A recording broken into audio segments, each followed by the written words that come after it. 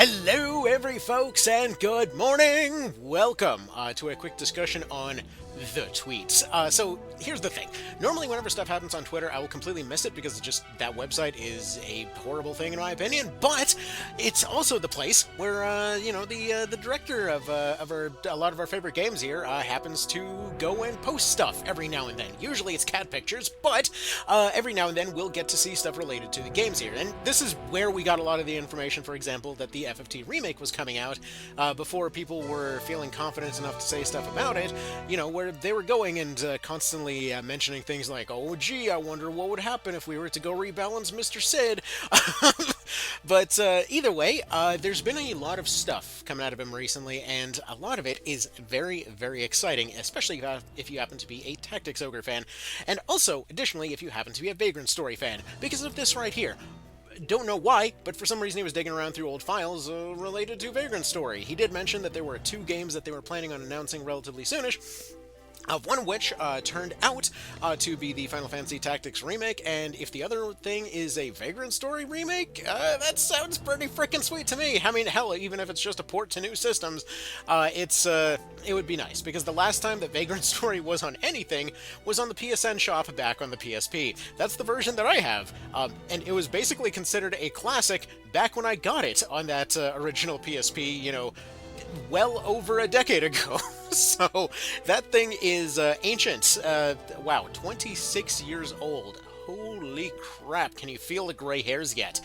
Anyway, so the thing is though, there's, Vagrant Story screenshots, cool, all well and good. Obviously this is going to be a sort of early development thing, back when apparently it was originally going to be called the Risk Breaker Vagrant, which is, I mean, the art on the thing is pretty darn sweet. I love to see the Fandango over there in the B, but man, that's a title and a half, ain't it? Anyway, moving on though. So this was one of those other things that ended up getting tweeted out recently, which was just like, oh, please don't tell me, be patient, be patient. Again, the kinds of stuff that we saw up to the tour release. So thankfully, with the FFT news out there, it seems like it's probably going to be a Vagrant Story thing, or is it? Here's the other thing. Because recently several folks have been asking him about the Ogre Battle and Tactics Ogre games, and so to quote here, so all of the Ogre Battle and Tactics Ogre games are good, March of the Black Queen and Let Us Cling Together are the best. Just to throw it out there, let's not talk about Prince of Zenobia. Anyway, so I know Matsuno wasn't involved in Ogre Battle 64 and Knight of Lotus were both solid games in the franchise. I'd be perfectly happy if the series continued without Matsuno, even if he wasn't interested in doing it himself, as long as he gave his blessing to the new successor. And in pops in Matsuno there to say, yes, I totally agree with you. Okay, cool. Fantastic. Now, that's not exactly where it ended. That would be a one thing. Hang on, that's just about their favorite route. But somebody else had posted that they hope that the story will continue someday. They need to know what happens with the Palatinian Revolution, what happens after Lotus. So he wrote back, yes, I hope the series will be revived someday. Ogre Battle 64 and Tactics Ogre the Night of Lotus proved to me that they could be made well without my involvement. I'm sure someone will make a sequel. So you basically have it from the original director's mouth that, yeah, he is not only liking the side stories, which again, presumably due to mistranslations or something, we often assume that he hated them. Like, it seemed from a lot of his tweets over the years that he just generally didn't like the spin-offs because he didn't exactly know how to hop off of somebody else's story. But at the same time, he seems to be liking the games themselves. So, I mean, I guess technically both could be valid. It is definitely going to be difficult, popping off of someone else's story. And at the same time, yeah, them games were really dang solid. And for those that potentially are maybe just coming in from the FFT remake or from the Tactics Ogre remake and are unsure over whether you should try Ogre Battle 64 or Knight of Lotus, yeah, both are great. They are definitely older games at this point. Older, doing a lot of work there. They are downright museum pieces by today's standards, but they are really, really cool games. like Tactics Ogre Night of Lotus essentially was this time that they decided to go and take the original SNES version of Tactics Ogre, because again we didn't have the PSP version yet. This was back in the Game Boy Advance, and they basically refined the hell out of the SNES formula. They were taking classes, they put inbuilt passives that did a lot of the original stuff better, like how the Terenius kind of morale debuffing passive was basically either invisible or didn't do anything back in SNES. It instead became what was known as an emblem in Night of Lotus, where essentially characters had a sort of like a badge case of different achievements that they could get. So like if a character got the requirements of a SNES Terror Knight, they ended up getting Blood Rain, which ended up giving a morale penalty to all enemies nearby. You had that morale penalty actually indicated in the UI. You had all the elements and kind of spacing on tiles and whatever else displayed properly in the UI. You had cases where every class was unique and had to actually achieve its stuff through some more practical means. So like a knight would have to essentially attack stuff head on multiple times in order to unlock the class, or to unlock a Valkyrie you had to stab 2 units at once with a spear.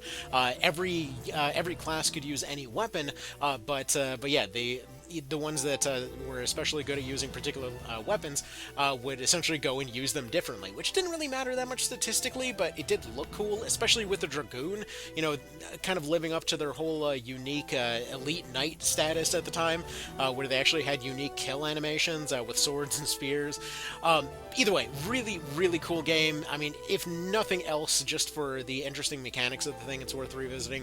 Ogre Battle 64 is the second most kind of variable series game in the entire series, essentially being a case where pretty much any character could wind up on any side of the conflict, more or less.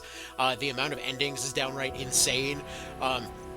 Like, hell, you could straight up be responsible for the deaths of all of the Zenobians by the end of OB64, or they might be your best friends, or your sidekick character might have gone the sort of vice direction and wound up as a boss, or, you know, let's say you had several characters just having awkward cutscenes because they ended up zombifying right before they got there. So they ended up just having people thinking that they were missing or whatnot. Like, I know I ended up missing a bunch of stuff because my first playthrough was doing a fairy-only run, and apparently that classifies them as dead if you cheat them into a fairy body. But anyway, really, really, really good games. And yeah, so it's really cool to see the original director popping in and saying, hey, yeah, you know, this stuff was pretty freaking awesome. Somebody should really get on that. And given that we probably are going to see a second success with the FFT remake now, you know, Tor did better than anyone was expecting, so essentially, yeah, that's looking like maybe they'll end up going and passing it on to another director or something, which would be awesome, because again, it's gone great every time. If I can throw a suggestion out there that will never happen, you know what, the XCOM team currently ain't doing anything. There's a lot of Tactics Ogre stuff that they ended up employing over the years. I'm just saying, it might be a pretty beautiful crossover there, you know, just a bit of a thought, you know, just throwing that out there. Actually, come to think of it, wait, they weren't doing anything, and then last week they had some sort of announcement for, like, basically a Star Wars XCOM. Okay, never mind, but maybe at some point they can just go poach them or something. Hell, for that matter, we're not even considering the potential for letting somebody out of the indie scene go handle it. Like, now, granted, it's Square. I doubt that's going to happen. But could you imagine, like, you let Rakes go handle the balancing for one of these games here? Could you imagine official One Vision? Holy shit, dude! You let some of the world design or whatever else be handled by Rad Codex. Like, if you've played any like Kingsbane or Horizon's Gate or whatever else, like, they are masters of that sort of thing. You know, you want to have more emergent dialogue type stuff. You go get the Together in Battle team in there. Well, by Together in Battle team, I mean that guy that does Together in Battle. But like, you go ahead and get them in there. Like, the indie scene, dude. The indie scene has stuff, has a lot of ideas out there. So, I mean, hell, we're not even getting into Felseal. How am I not even mentioning that first? We've got Felseal that basically mastered the FFT mechanics and improved upon them in a preposterous amount of ways, you know, from customization to sheer just options and whatever else. So, man, dude, the potential there is limitless. Could you imagine? Could you imagine? Like, you get your new Tactics Ogre, and it's got the options to fully tweak the UI, fully tweak the AI, fully tweak how the spawns work, how the parties work, what kind of injury systems you've got. Like, man, that sounds like a dream come true. I don't know what to tell you. Oh, again, have that balanced by a Rakes over from Tactics Ogre One Vision. Like, maybe you get some of the Lion Word Lions people in there. Dude, there is so much potential. And granted, a lot of these are, single or small teams, so they probably would not work together as a team at all. But could you imagine if I don't know. Anywho, so I'm curious to see what that will end up leading to. Also, uh, so apparently Weiss, I guess, is Ravenous in some other version. So I'm not sure. So yeah, this was just a random question they were asking Matsuno here that was unrelated to Final Fantasy Tactics Remaster, but what was their favorite Tactics Ogre route? Said that's a tough question. High Road is Route C. After all, we cannot take part in the slaughter. However, you cannot make Weiss a member unless you take the law route. It would have been nice if... Oh, wait, he is talking about Weiss. Wait, what the hell am I talking about? Yeah, so, yeah, why... Sorry, for some reason I was thinking it was some weird translation of Ravenous, but yeah, Weiss, which I guess makes a lot more sense here. But yeah, he wanted to have Weiss as his friend. That's interesting, because, like, Weiss does not come off as friendly in almost any situation. But, fair enough, I guess. Like, I feel like maybe Weiss was based off somebody that he knew growing up or something. Because, yeah, he always seems kind of antagonistic and jealous in the games, but... I don't know, maybe there's something more to it.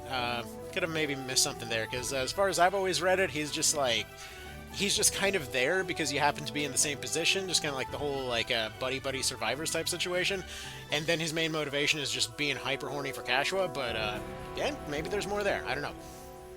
But yeah.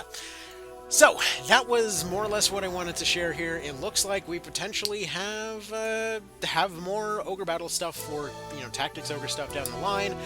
Especially when we see stuff like Unicorn Overlord doing his... Oh my god, I just realized something. The director for Unicorn Overlord left pretty much like a little bit after all of this, after UO did particularly well.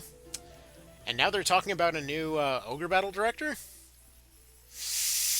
We know that Matsuno was really praising Unicorn Overlord when it came out, basically saying that people should let go of the past and embrace how good this is, and, that's potentially a thing. Oh man, could you frickin' imagine? Please, oh please, let that be the truth. Okay, yeah, that's what we need to do. We need to get the Unicorn Overlord guy handling the Ogre Battle side of things. We get Tactics Ogre handled by, Jake Solomon's team there, just kind of see what they end up doing with it, just like create the XCOM Tactics Ogre, and yeah, then yeah, we just go ahead and re-release the entire Game Boy Advance system, but we make it way better this time, and yeah, then we just make another Knight of Lotus, and yeah, that sounds good to me, I think. Dude, I can't wait for a Knight of Lotus 2. I really hope there's a Knight of Lotus 2 at some point. That emblem system has so much potential. Seriously, the closest that we ever saw, the reason that I keep bringing up the XCOM guy, the closest that we saw to that system ever being employed again was XCOM 2. Like, that's one of those reasons that I freaking love that game so much. But we've never seen anything kind of come back in that same way, unfortunately. And even then, it's like kind of like a squint and you'll see it kind of thing, but the basic idea is just supposed to be that your characters are like a tapestry of the stuff that they've been through, and yeah, it would be really cool to see that there. Anywho, that's about that. Y'all have yourselves a good one. Thank you for stopping by, and take care.